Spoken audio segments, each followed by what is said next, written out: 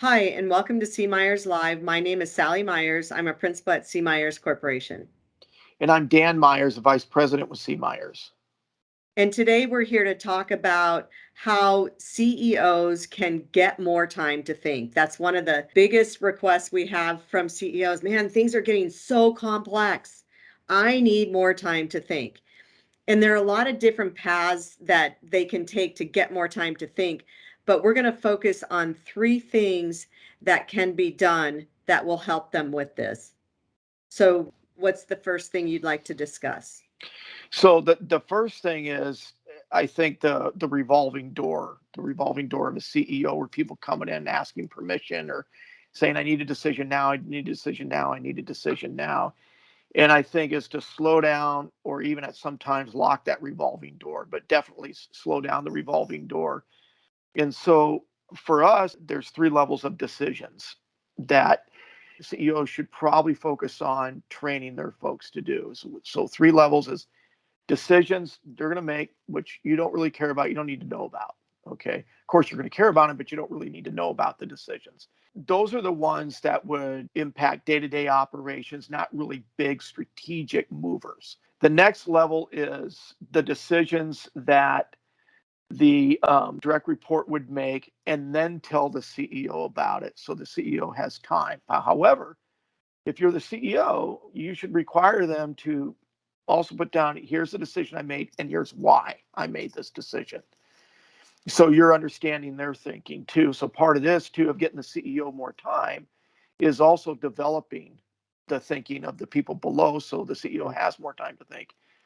And then there's the third decision of like, our father used to say, you don't make that decision without talking to me. And he used very choice language sometimes when he did that. But you don't make certain decisions without asking me first. But I do want your recommendation. It's a requirement that you come with recommendation and the reasoning behind that recommendation. Yeah, the question always is how do I know the difference between the level one, the stuff, the decisions I can make, and the CEO never wants to know about it, and then jumping all the way to level three, the decisions I never ever better make without talking to the CEO first. So how do you know the difference? Yeah, it's kind of like you're learning to ride a bike, right? And Mhm. so as you move into this culture of decision making, people are going to mess up. And so the quick, meaningful conversations I always find are the best ones. Yeah, I don't need to know that you allowed this person to take a day off. Mhm. I don't need to know about that. Just tell them directly. I don't need to know these kinds of things. People will learn. Your direct reports are in their position because you saw something in them, and you have to allow, as a CEO, you have to allow them to make mistakes, and then you have to have some risk. You have to accept some risk that somebody's going to make a decision that they should not have. You need to call them out on it. It needs to be a learning experience for both. But your direct reports, if you made the right selection, that should be a one and done thing, Yeah. or maybe two over a career or something like that. But that first one, the conversation needs to be impactful enough. I like to refer to these sometimes as significant emotional events for both the CEO and the direct report, to where that never happens again. But it's a learning experience. So, Yeah, and I hear you. And it's a discovery process, especially yeah, on the level three types of decisions. How do you know? Well, you, if you make a decision that the CEO wasn't comfortable with, the CEO, if they tell you, then you'll know going forward the types of decisions right. that the CEO wants to be involved with. And of course, over time, the types of decisions will change as that trust builds over time. So being clear, and I heard you say being clear on the different classes of Yeah, decisions, also having the CEO say, or again, this can apply to any leadership in the organization, but immediately letting people know, no, I don't need to be involved in this decision, or don't ever make that decision again, that type of decision. And it's not like you want to put them in this situation where the person feels horrible and then they're afraid. That's not the point of it. The point is to have that interaction and that immediate feedback. Yes, and learning from that, because situations change all the time. Yeah. And especially in our industry with everything going on. you got to be able to move fast, but also you don't want to make that revolving door spin more with the decisions that just aren't needed by the CEO as well too. So Yeah. those two pieces. Okay. And then a little bit more on the level 3 decisioning. What should the senior leader do when they're going in and they know it's a level 3 decision? So what's an expectation that a CEO should have of that senior leader as they come in for that type of decision?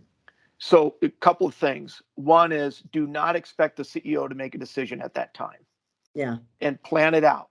Give them time. You have to understand the CEO's, as the person coming in, you have to understand the CEO's calendar and their responsibilities and everything being thrown at them. That's one. The bigger one, though, I think is, or I don't think I know this, is come in with recommendations, sound recommendations. This will be difficult at first because it's going to challenge the person's thinking. Here's the decision we need. Here's my recommendation. Here's why. Here's why I'm recommending that. And you might even want to speak to the process you went through. So, hey, and if you're the CLO and you're going in to get a decision from the CEO, hey, I ran it by the CFO and the CIO too. We talked about this and we collaborated on this because it's such a big decision. And here's the recommendations that we all said, but here's the 3 I'm coming up with and the why behind it. And you may not have 3. You may only have 1 or 2, and one of them could be to do nothing. You could say, hey, look, a decision could be, we do nothing about this right now because we need to focus on this other thing. So you could do that as well too. Sure. So then from the CEO outlining expectations for the member of the leadership is come with options. Tell me the options you considered, because as a CEO, that way you can help better understand how the person's thinking. And then that can help you with their professional development. And then I think it's really important what you said too, to punctuate. Sometimes it's okay to say, yeah, we see this, but now's not the time. So the decision is to do nothing at this point in time. Yeah, exactly. So let's say as an executive, you need to go to the CEO, you need to address something, but it's going to put a lot of strain on the employees who are already going through a lot right now. Maybe the decision is to delay until this strain is reduced or it's over with. So that's all very fine. And then, but as a CEO too, in order to develop their people to long-term and short-term get more time to think, they're going to have to accept some risks. It's okay if somebody makes a decision that you as a CEO wouldn't make. Not all the time, probably a smaller percentage of the time. But in the interest of learning, if you as a CEO don't know for sure if your decision is the right one, you may want to bow to the other person, say, okay, you go ahead with this one and let it be a learning lesson if it comes up that way. And it could be learning for you as a CEO or learning for the executive bringing you the decision. Yeah, in on that. So then as a CEO is really understanding your own appetite for risk, because that's also going to help you determine what's a level 1 decision, level 2, and level 3 decision. Right. And even within that, even if you've got that down, again, people are going to make different decisions. Also, as a CEO, to not demand perfection, because that can also stifle the creativity. But, I'm thinking here as a CEO, and man, that sounds like it's going to take a lot of time. How is that really helping me have more time to think? Because it sounds like I'm spending more time with the members of my leadership team. Well, maybe up front you might be up front, but if you have the right leaders in place and you give them these guidelines, generally speaking, they should be able to start providing you with sound recommendations.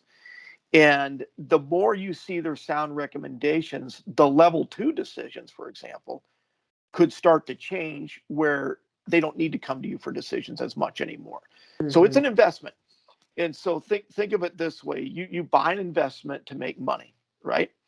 Yeah. You're buying an investment to make money. It's not always going to make money. Stocks go up and down, different investments go up and down. We're not getting anything on certain rates right now. Well, your people are a bigger investment.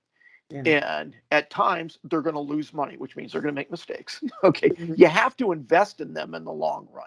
Mhm. And so if you have a vision of six, I'm going to work with my group on this, we're going to train them on this, and in 3 or 4 months, I should start seeing some level of time where I can start thinking more.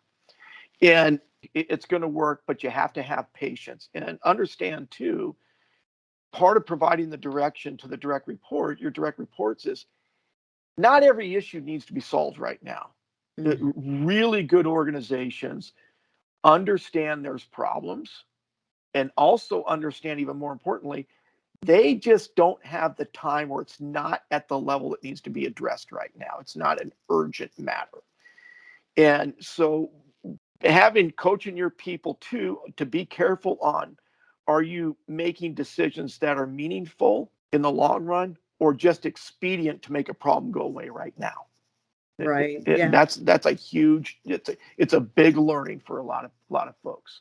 Yes. And so not a couple of things on that is like not mistaking motion for progress, because there can be too much motion and then it overwhelms the talent in the organization. And also working with the leadership to sort out what's truly a high impact opportunity or a high impact problem. And again, not everything, like you're saying, can be level 10. The shiny objects, all shiny objects can't be level 10, and all problems can't be level 10. Yeah. Yeah, and I'll give you an example on this. That in strategic, from a developing a strategy or strategic implementation, we need to replace this software because there's this issue Mm, with it. Well, is the issue keeping you from generating revenue? And are you mhm, sure the issue isn't you? mhm, Okay. And if you're going to replace a software, what's the unknowns, right? mhm, What are the bigger problems? And, mhm. and so, is it a minor issue? Is it a big issue? And does it really need to be addressed right now? Okay. Yeah. So having those kinds of conversations, I think, are important. Well, and even in going back to the identifying options and making recommendations, Yeah. in this example on we should get new software. Well, did you look at other options of, can we change our business practices? Hmm. Can we change our risk tolerance in whatever we're doing from a process perspective to achieve the same result with less disruption at this point in time in the organization? So the three main things that had some tangents as we went through, but the three classes of decisions. I mean, just working to get clear on the level 1, level 2, level 3 decisions. And those are different organization to organization, but we've seen CEOs and leadership teams put this into practice and it works. It really does work. The other thing is, as a CEO, you got to understand how your people are thinking and help them develop. So if remembering to not answer a direct question, what should we do? Should I do this? If a leader comes in and asks you that, then make sure you take the time. Well, what options did you consider and what's your recommendation? Senior leaders can apply this, like I said before, to Hmm. their direct reports. Right. And then the other thing is helping them learn how to prioritize the high impact or the highest impact opportunities and or issues, because you can't take advantage of every shiny object today. Everything can't be a level 10 from a fire perspective or an issue perspective. Right. Yeah. And I think focusing on those three key elements that you just mentioned, Sally, is going to be important. Keep in mind, too, that some of the direct reports that you have as a CEO may learn this quickly. Others may need a little bit more work. Mhm, And sometimes it's the slower learners that are the better ones at mhm. it. Every CEO, I don't know of any CEO, Sally, I don't think you do either, who didn't get to where they were Yeah, by being mistake free. yeah, Okay, so that's true. people need to learn from mistakes. That's how we as humans evolve, Mhm, mhm. from And mistakes. sometimes as CEOs, we forget where we started. I think that's an excellent point. Or as Hmm. senior leaders, we forget we're developing new the talent. We were there, Oh yeah. and thankfully we had people that were helping us along the way. Dan, thank you so much for your time today, and the listeners, thank you for your time. Of course, if you have any questions or comments, please feel free to contact us. And we look forward to the next time. Thanks, Sally. Bye-bye. Bye-bye.